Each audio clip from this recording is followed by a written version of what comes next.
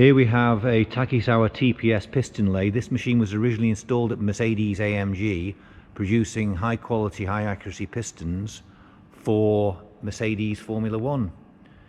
And the machine is equipped with an auxiliary spindle for oval overturning and a 12-station turret. Small chuck, 6-inch diameter chuck.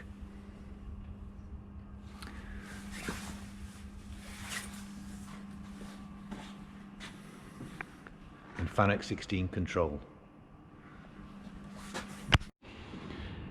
Here, opening the electrical panel, we have all FANUC control and axis drive amplifiers, all in clean condition. Obviously FANUC red cap motors, axis motors. As you can see, it's solid blockway design. And around the machine here we have all the hydraulics and the high pressure coolant system and filtration system.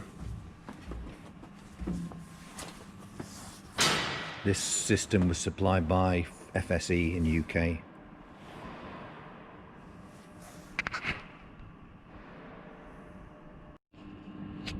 Two data servers with the machine. One as originally supplied new when the machine was new, and a second data server was purchased a few years later as backup.